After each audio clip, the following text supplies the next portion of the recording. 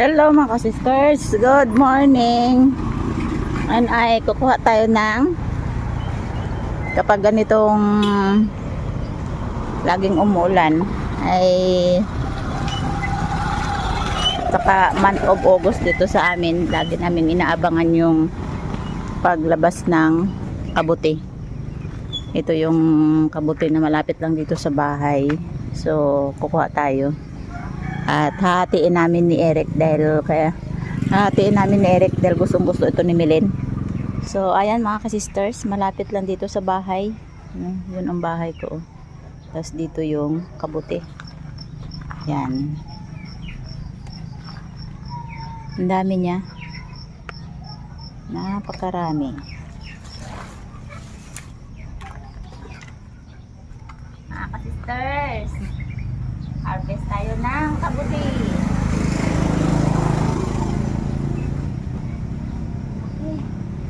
Ang dami pa doon, oh.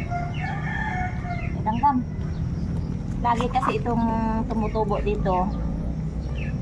Ayan, may katuwang to. Marami to sa bukid. Kapag masipag ka lang maghanap. Katuwang na yan. Ibiro mo yan. May isang bilaong kabuti na tayo. Yan. Sarap to sa ginisa. Ginisa na may malunggay.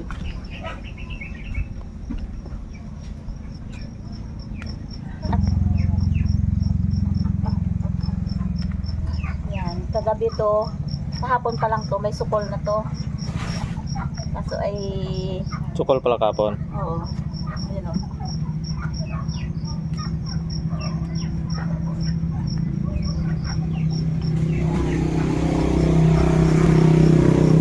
Ito ay kabuti na galing sa dahon ng mga ano na to, aratilis. Yan ron, oh. Oo.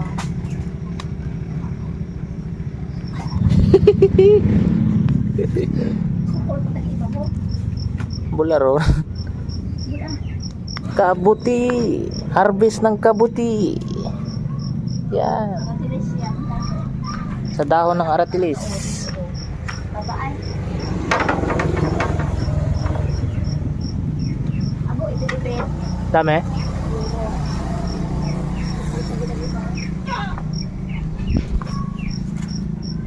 May intok pa ano, oh. Nasa pa lang ako ba? Tapos ako nakaikot yun sa kabila. Grabe ang pinakamadami din, oh. Then, Yan. ay, May manok. wala. Kaso may manok nga. Nasisira. Oo. Kapag ko na yan. Lagi na yan. Lagi yan dito. Ito pakita ka pati sa gusto na na. Oo. Kibot ko na aroy. Yo! Kapon pa ng ano si Milen. Mga ka-sisters, so ipang ulam na kami, libreng kabuti. Ayan, so hatiin namin ito ni Eric kasi gusto ni Milen to, matagal na siya nag-aabang.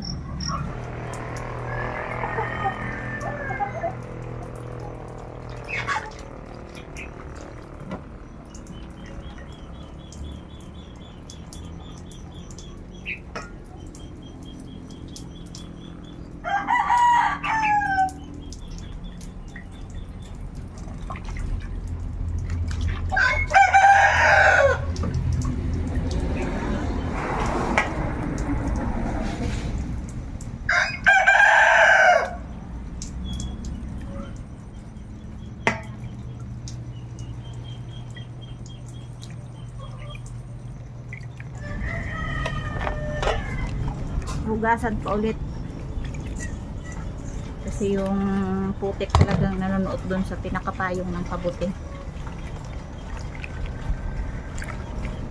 Napakamahal na dito mga ka-sisters ng kabuti kapag bumibili kami, halos 100 na.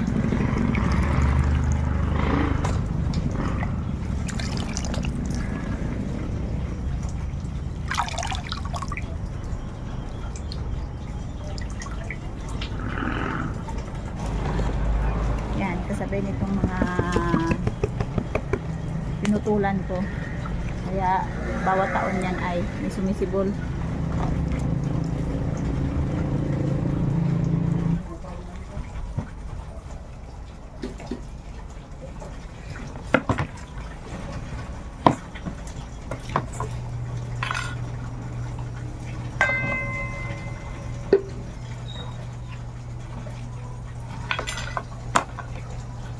Ako,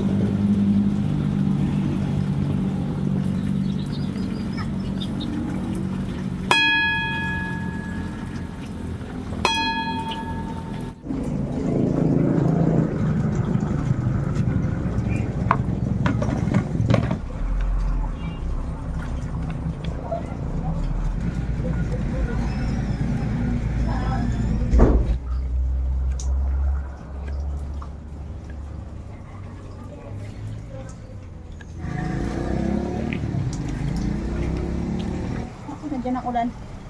Pasok na ulan.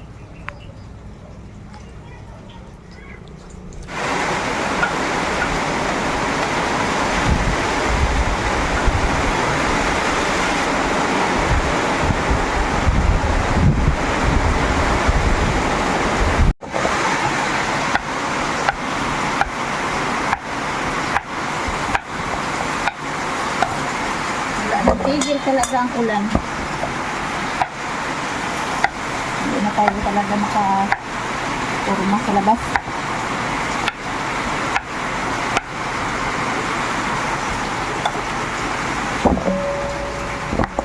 May nakayilo tayo na isda. Kunti lang kunin. Ito yung halo natin doon sa kabuti para lumaasa. Yan, tama na yan. Ayan mga ka-sisters, nalinisan na natin yung isda. Kailangan natin itong prituhin. Ayan. Kahit marami siya tingnan na may asin. Maraming asin. Mamaya yan, ihahalo naman siya sa may sabaw. So, hindi naman siya maalat.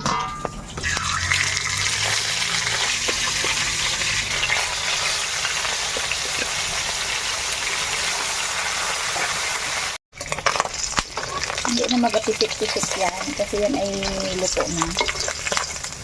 Pero nakakatakot talaga ng mantika din ay. Hindi ko sure. Parang masusunog.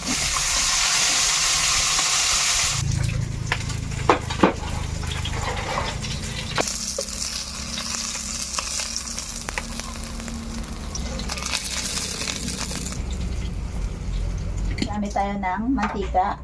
Lard. Ano ito? Taba ng baboy. Mausok, sakit sa mata. Lumabas ka na dyan. Yun. Sisters, gagamit ako ng puro bawang lang. Talabsik. Hindi ko na siya haluan ng sibuyas o luya. Ito ay isang buong bawang. Kasi napakasarap yung bawang kapag naglagay kami ng basta pag mushroom or kabuti ang niluto namin, puro bawang ang niluto ko para amoy na amoy natin talaga yung bawang. Okay na yan. Hindi na kailangan sibuyas or so ito na yung kabuti natin mga kasister.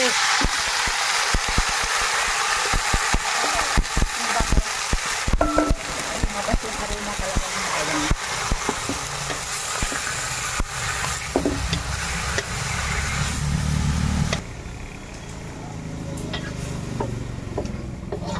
Na ng kabuti yung mantika, ilagay natin yung kalabasa. Hinaluan ko siya ng kalabasa kasi sayang dahil may natira pa kaysa masira. Yan, lagyan natin ng tubig talaga yan.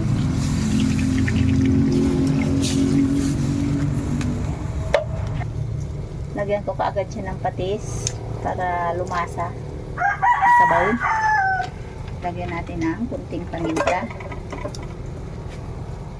para masarap siya mga ka-sisters. So ayun mga ka-sisters, takpan natin hanggang sa maluto. Asong malunggay na to. Ay hala, layo.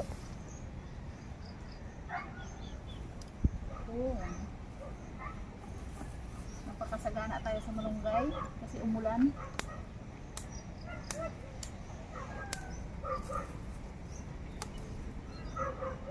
Manawa ka lang ng malunggay kapag umulan dito sa amin.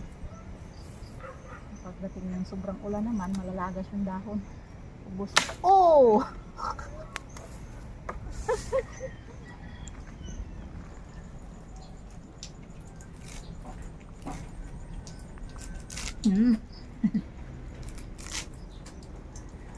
Galit ka ba o gutom ka lang? Gutom na ako. tagal matapos. Pag naghimay ka ng malunggay, kailangan isa-isahin. May sungo pa kasi. Kasama yan sa atin. Bahala ng ngipin magdurog niya. Dami.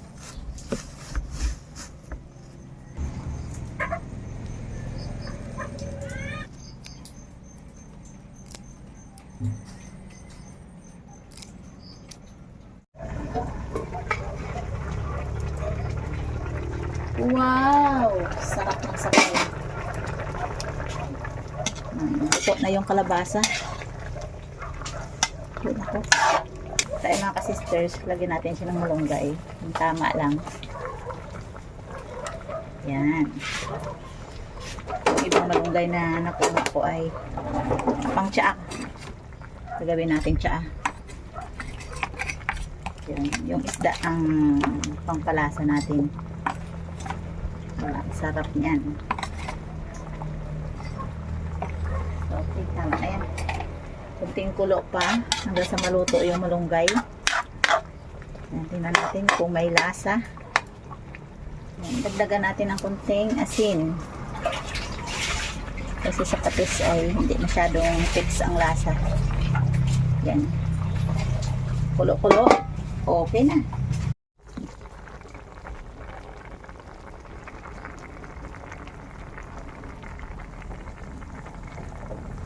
Tatanggalin natin sa apoy ito mga ka-sisters. Luto na. Kailangan muna nating ihiwala yung isda. Papunta na sa gabi yung aming kain. Kasi sobrang dilim. Yan. Uhuy. Lang. Sarap Mausok. nito mga ka-sisters. Manamis-namis. Yan. So, si nanay na lang ang bigyan ko nito dahil si Eric ay naghati na. Si Masiyahay ay hindi naman pwedeng bigyan dahil maaga pa yung kumakain. Saka si Jean, meron silang ulam na mas masarap pa dito. Yan. Okay. Sabaw pa lang. Ulam na. Ayan. Ayan, manalangin ako. So, ayan mga sisters, katalagis ko lang magluto. Bali yung kabuti, nakuha namin ng umaga ni Eric. Tapos, video hapon ko na siya naluto dahil para masama kami magkain. So, si nanay niyaya ko na lang magkain dahil para hindi na siya magluto at abala din. Busy si mother sa pagtatanim.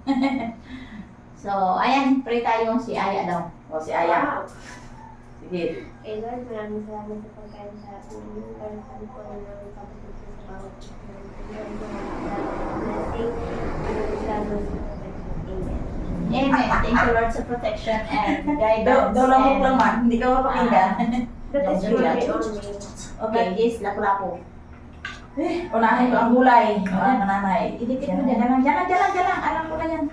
Mga ka-sisters, after 2 months ng paglulucarb ko ay back to high carb na naman ako. Kasi sobrang Walang kanin. Tama na to. Na-anxiety ako dahil sa Mga sitwasyon. walang pambili ng karne. Sa mga sitwasyon. Ang hirap mag-low carb kapag nagbablog ka ng mga pagkain. So, kaya ko naman siyang hindi kainin habang binablog. Ako lang. Basta, ang hirap talaga pagdating sa feeling. So, back to high carb. Kahit pa paano ay naranasan ko mag-low carb. Magdadala na. Ang tawag dyan is 50-50. Pag medyo masama naman ang pakiramdam ay low carb na naman. 50-50. So, kaya na ako. Bale, ilang araw na ako kumain ng kanin. Araw, month na. Hindi, araw lang. Daw 3 days Ah, na yan. yun. Kala ko yung Ayan. Kain muna tayo kasi nakakagutom yung wala kang pambili ng karne. Ang taas pa rin ng sister dito sa amin ang karne. Hindi talaga kaya. Oo. Pang ano lang talaga. Tama yung sabi ng iba na pang mayaman ang low carb. Pero kung papipiliin ako, ay mas gusto ko yung naka-low carb ako kasi nga pagdating sa pakiramdam ay maganda yung pakiramdam ko. So, nung nag-high carb ako in 3 days, ayan, bumalik na naman yung sakit na likod ko, tapos yung puson ko sumasakit, tapos yung sa dibdib ko parang may pumipitik-pitik. So, hindi talaga maiwasan mga sisters. Inflammatory, tawag doon. Kakaroon tayo ng inflammatory habang pinakain natin yung mga high carb. Diba? Sige lang mga sisters, bye bye lang. Minimize tayo sa kanin, pero wala eh, gutom tayo eh. Diba? Where are you? Nay, magkain ka Nay! Bye bye. Naka-high carb Sa ka. kanin. Mamaya na, unahin mo na ang... Masarap diba? Marami sa mes? Sarap. Hindi siya malat. Ha? Hindi ko siya inalat. Oh, may isda siya nito. Gusto mo? Ayaw ko na, ayaw ko na. Ay, sawa na. Ayaw na. Sawa na. Sawa na. Si Miss Ayahay, nasa low carb pa rin siya, pero pagdating dun sa tanghali, kumakain siya ng kanin, pero yung kanin ay naka-frozen. May nag-suggest kasi na ang kanin daw ay mas maganda i-frozen para kahit paano yung siguro yung insulin niya ay hindi basta-basta makapasok sa katawan. Hindi, ang alam Yung ko, sugar ba ang sa insulin? dieta. Yung glucose ng kanin. Oh. Ay, ano na? Banat. Ano masasabi? Ano? Masarap talaga kumain kapag libre. Puro lahat ito ay pinarimuhanan lang dyan sa paligid. Hindi nakakaulam na kami. Ito dito lang. Ito dito lang. Ito dito lang. Sarap ang ano, sarap ang... Kulang sa asin? Tama lang yun, tama. Huwag nang dagdagan. Takbo lang sa akin. Kulang sa asin sa kahana. Mataas ang timpla niya. Kuha ko ng bagoong doon na yan. Makailan ang pinili ko. Sa mga mahilig magbagoong. Ay, kung may saw-saw lang. Para, Yun dati mo pa yan. para mag-fix talaga yung lasa. Yun ay sa ilang araw. Wait, kalamansi. Ang bagoong may Ang bango. Grabe. Bango. Hindi, malaki ang pinili na buko. Kunti-kunti lang kasi Tapos magandit. nung nag-low carb ako, ang bagoong parang okay lang pag marami nakain. Kasi wala naman sila pang sugar, hindi sila mag-away. Pero ngayon naka-high carb, dapat pulbo na. Magalit yung kidney mo. Maganda siya pa sa bago. Sarap. Masarap kasi siya. Ang bango.